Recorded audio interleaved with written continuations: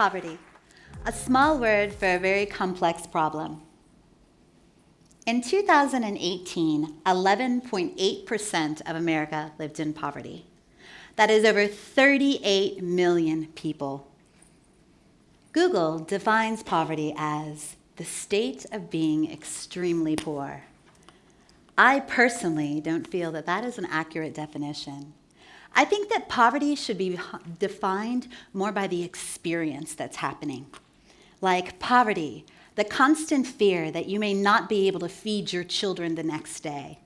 Or poverty, no room for error. If you leave even a minute late to catch your bus, you could possibly lose your job.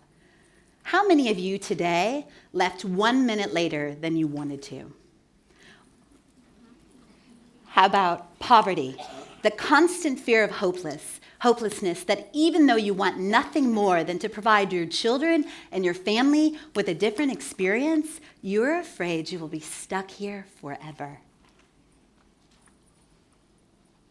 So who am I to stand here and speak about this subject, poverty? If you'll see this slide, it's Faces of Poverty. And if you look really close, that's me.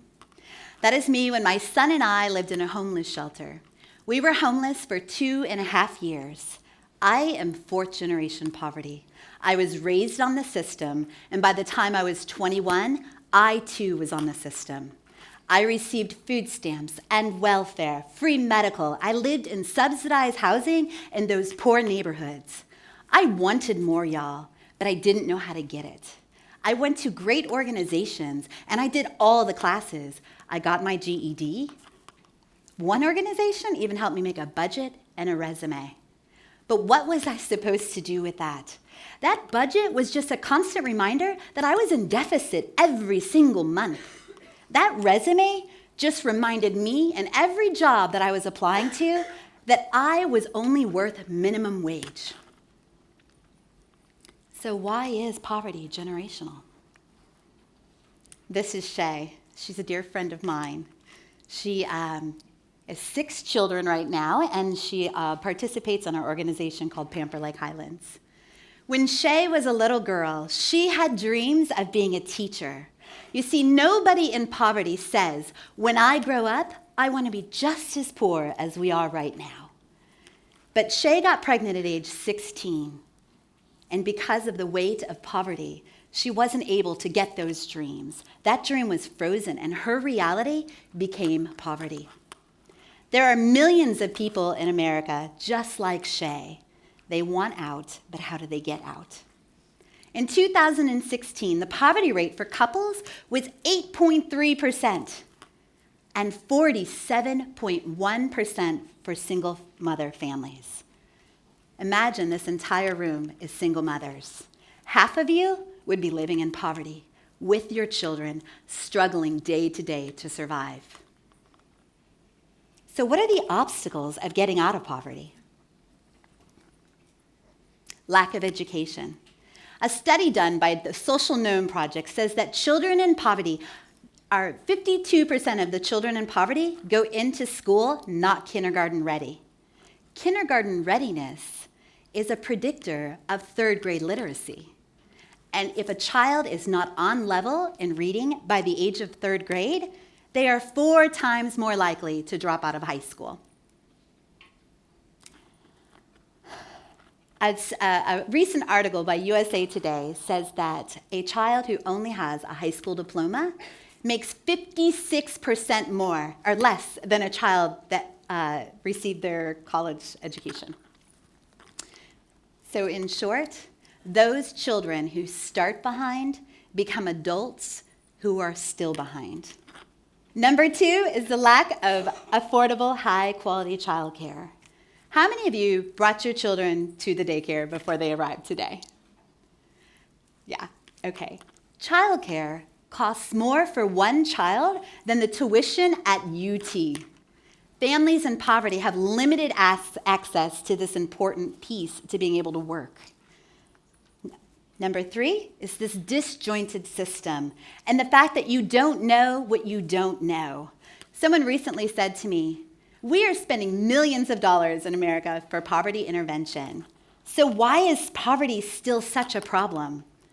I wish it were that easy, says somebody up here about a family down here, but they don't realize the struggles that they have, the fact that they're working 1, 2, and 3 jobs, the fact that they don't know what they don't know they need. We are failing them because we are not empowering these people.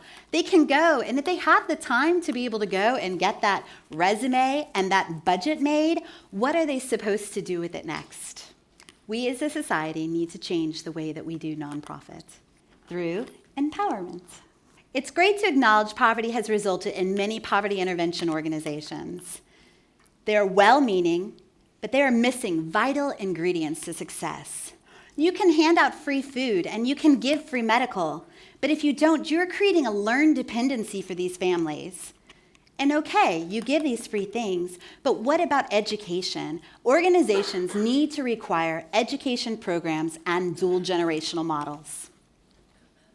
In short, most poverty prevention programs are missing the opportunity to empower the people that they serve. So why am I able to stand here in front of you today, but someone else in poverty is still struggling? I hit the lottery. Not the actual lottery, but I was blessed. I moved into this incredible community called Lake Highlands in Dallas. This was such an interestingly designed community, as where affluent and impoverished people lived together intentionally. These rich people sent their children to the same schools as these poor people.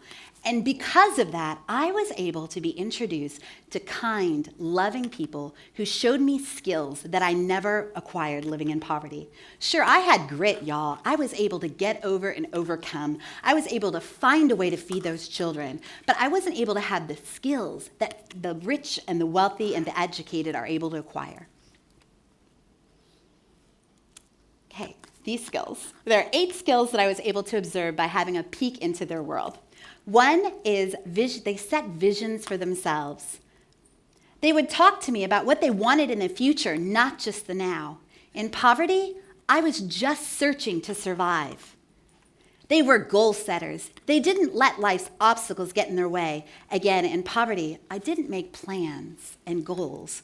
I was just putting out fires. They were committed to these plans to achieve their goals. Again, in poverty, I didn't make plans. I figured out ways to survive. They were time managers. They used their times for them. They budgeted. In poverty, I was a slave to the hours in the day. Some harnessed positive mindsets. When difficulties arose, they were able to change their way of thinking and use empathy to understand the people and the situations that got in the way of their plans. In poverty, being positive was being irrational. There was always tragedy around the corner. Some even owned these great levels of integrity. They were so committed to themselves and others, which only reiterated their positive self-images. In poverty, I let everyone down, myself and society. And many of them were excellent communicators and collaborators. In poverty, I wasn't able to communicate well because I was always on the defensive, ready to protect the little things that I had, the little dignity that was left. Like so many others living in poverty, I had not developed these skills, though I had developed the grit and the strength it took to survive it. But by being exposed to educated and successful people, I was able to be connected with resources and things I would never have been able to be connected to on my own. Y'all, I had 7 years of therapy from a forensic psychologist for free. Not because of me, but because of my wealthy connections, those networks of friends. That psychologist helped me overcome OCD, PTSD, and social anxiety disorder. Y'all, I couldn't look at people in the eyes. I stood like this, and I was afraid of everyone, and I fidgeted my hands. But because of these incredible connections, I was able to overcome those things. So now what do? I have these incredible skills, this new window of new expectations for myself. Well, I felt called now to be able to take what I learned. I know both sides. I know what works and what doesn't, and be an advocate for change. And so I stand here before you today. Let's talk about a better way of doing poverty. So remember Shay from our first screen. She has now been at Pamper Lake Highlands for 2 years. She's finished our Bright Futures Personal Empowerment Program. She's gone off to get a free scholarship when you finish the program to get her CDA. That's a Childhood Development Associate. She is now a teacher working at Pamper Lake Highlands, making a livable wage of $15 an hour. She's so excited because her children, her 6 boys and her husband, are watching her grow and thrive. And she's not stopping here, y'all. Her next goals are to go be an elementary school teacher one day. So how do we do things different? We do education programs instead of just handouts. I want you to support programs that are providing, yes, the important things like food and clothing and medical, but also requiring families to take education programs. And if that place doesn't have an education program themselves, they need to be strategically partnering with other organizations that can do that for them. Number 2, dual generational models. Hey guys, dual generation is so easy. It's supporting women or fathers and mothers and children at the same time, pouring into them so that both generations are lifted and that third generation will never know poverty. And number 4 is empowerment. You take an organization that gave them education, that gave them the skills that they needed, that helped them with that resume, that took care of their children as well, but also gave them things like those 8 skills to empower them. There is no stopping them. So I end this with a call to action for you. I ask you to please take your volunteer and your financial support and pour it into organizations that are requiring and holding accountable. And then I ask you, volunteer and donate. And I ask you to turn your faucets on. Each one of you here have the ability to take your skills and your talents and pour it into somebody in your world. You don't have to go to a nonprofit, guys. You can see that woman that is struggling, that woman who maybe she's always late to work, and instead of judging her, take her to coffee and find out why she's always running behind.